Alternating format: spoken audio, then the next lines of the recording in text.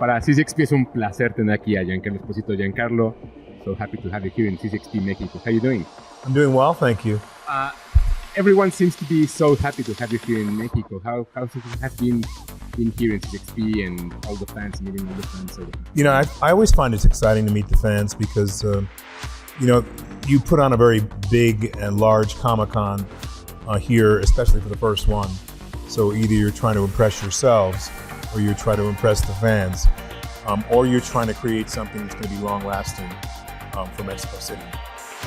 And so I kind of think it's partly all of those because you have such a beautiful set pieces on the floor and really great interview areas in the Thunder stage and also in the Omelette stage that can attract fans and have them be right with guests when they're speaking.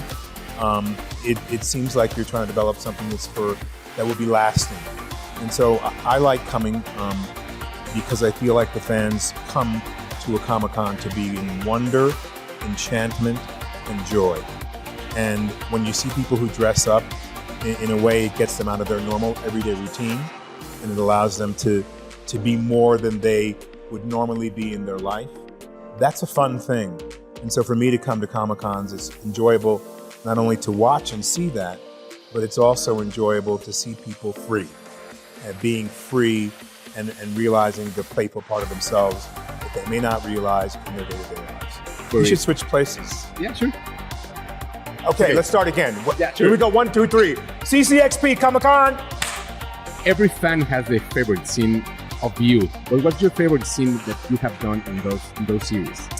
You know, I hate to disappoint. It's like when people ask me if you've ever been to Mexico City before. I almost want to say no, because I know the expectation is Mexico City, people in Mexico want to be happy that if you've never here, they want to show you everything. So I feel the same way about that question, but I have to speak my truth. I love what I do.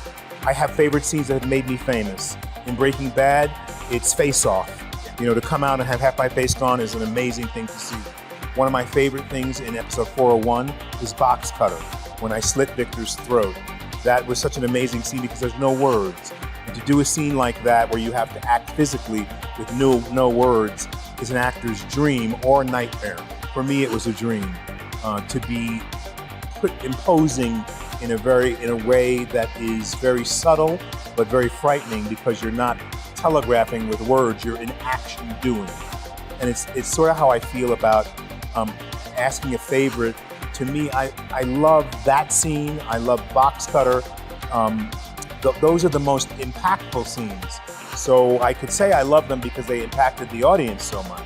But I also love them because there's a story behind how I prepared for each of those.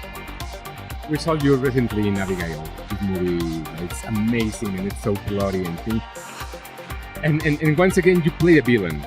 Do you love playing villains or do you just play characters? I love it. I will only play villains the rest of my life. Why do you love so much villains?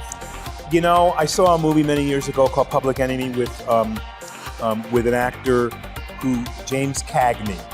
And at the end of the movie, he's on a platform with a Tommy gun. It's a very old movie. And he's blasting the Tommy gun. And he's like, top of the world, ma! And I look at this movie and I said, this guy's having so much fun. I was just kidding when I said I play villains forever. I do play other good guys. But the villain is a complicated human being. I believe that human beings are both dark and light. And I believe that we all have both dark and light. It's just what we choose to present today. Are we going to present our lightness? Are we going to present our darkness? Or something, or the gray area in between? But the villain is complicated because the villain, in one sense, commits to who they are. They're not on the surface trying to be happy when they're not. They're not trying to be good when they're not. They have a nefarious thought form and personality, and they're not in fear of anything. So for me, it's the villain that fears nothing. And being fearless to me, I equate with someone who knows what they want and where they're going. And so I try to put that fearlessness into the villainous characters that I play in a sophisticated way, right? So that, to me, that's exciting because it's a layering of the inner personality of some people that we never see. We think that way, some of us, but we never act out on it because we're probably more in control of who we are than I am. But now in Paris, you're doing different characters. It's not a villain. It's someone that's so human and so, I would say they keep their guard off because they don't know what to expect. What is playing with Paris? In Paris, I feel like I've layered a little more of a complicated character. He could be called an anti-hero. He's not a villain. He's a good man who wants to do good, but through circumstances of his life, many of those circumstances were his choice. Some of them were out of his control. He loses a son, so that's something that wasn't quite in his control, but he still wants to control that because he feels like if I had raised my son better, maybe he would not have turned out the way he did and wound up dead. So he's taking responsibility for something he couldn't control in this moment. And so to me, Parrish is a character who, in his own words, I'm tired of being a passenger in my own life. I'm tired of being pushed around. He wants to take control of his life again, and he wants to choose the route he takes. And so he's a man struggling with economic problems. He doesn't have enough money to feed his family. He is troubled by his own past he hasn't shared with his family. So he's a man who hasn't really quite done the work he needs to do to get free of the past, and then the past catches up with him. So I love these kinds of stories because for some of us, that's our lives. We don't take that moment to go, this is who I've been, and I don't know if I want to be that anymore. This is who I am now. Not so good either because I'm kind of in the middle of everything, but this is who I want to be. If you don't make those choices and go, oh yeah, I know now who I think I want to be. I know now who I am. I know that I'm more good than evil. And so Gracie and Parrish is stuck in that, and we will find him, travel with him, hopefully, if you're interested in the show and you watch it, you'll travel with him while he finds his redemption.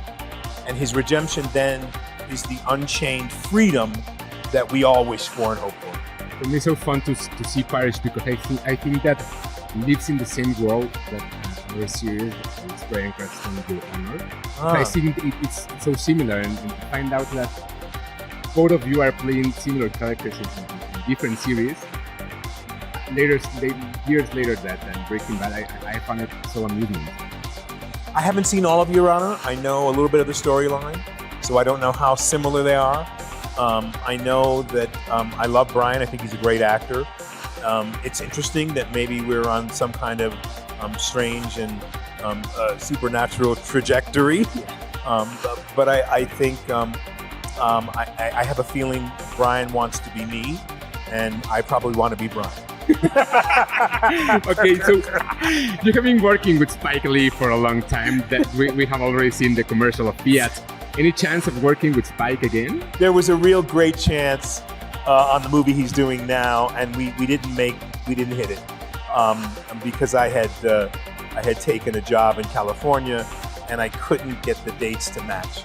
And he only needed me for 4 days, and it didn't work. But instead, the consolation prize, or what was in the works anyway, was the Fiat commercial. I've been dying to work with Spike again. We reconnected at a Knicks game about 2 months ago, and he said, "Let me know if you get a job. Let me know." I got something going in March, and I did get a job, and I needed to do it because it was a good gig, and I liked the script. So I called him and I said, "I got an offer." He said, "We're going to work it out. We're going to work it out." And we both hoped to work it out, but we couldn't work out the days. So I would work with him again in a heartbeat. You're seeing the fruits of our labor in the Fiat commercial we did maybe a month ago on a weekend. There was a chance that wouldn't work because they wanted to shoot at a certain date, and I said, "I can't do it." And then I just texted Spike, "I can't do that date, but I can do the weekend."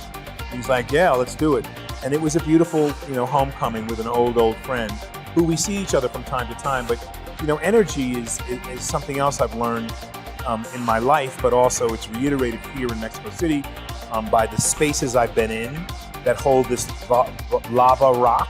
There's an energetic energy to the spaces, which reconfirms that we not only are in an energetic sphere here, but we're also, and that all this was water. Like we were in a place now that was all water, right? Like it's something to be said about, and so it's just underneath us. It's in the mud, it's in the lava, in the tissue, in the organic soil that's here. Is that energy is also in our relationships. right? It's in our, if we really take each other in, it really lives there too. It just depends. Sometimes we don't want to go there and really look into each other's eyes and feel each other's energy, because we're empathetic to the structure of the human body, because you're just like me and I'm just like you. We're just mirrors. And so I may not want to be able to have, in any moment, feel all that energy. But I think that's why the fans like me and I love them, because I feel their energy. And I can't deny, even if I'm not a grumpy or whatever, I can't deny the energy of touch.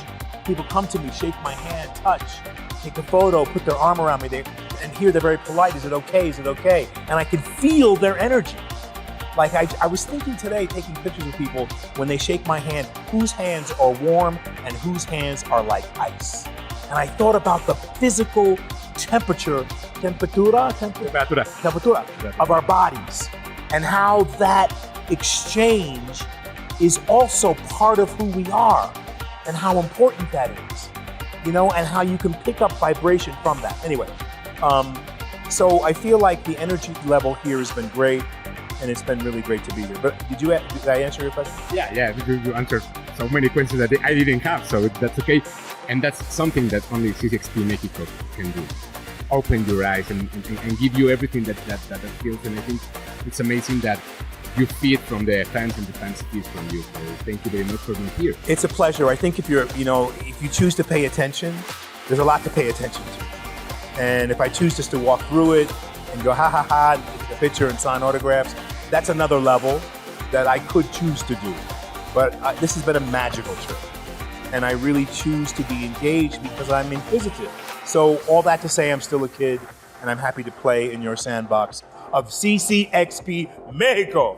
Okay, thank you very much. Thank you.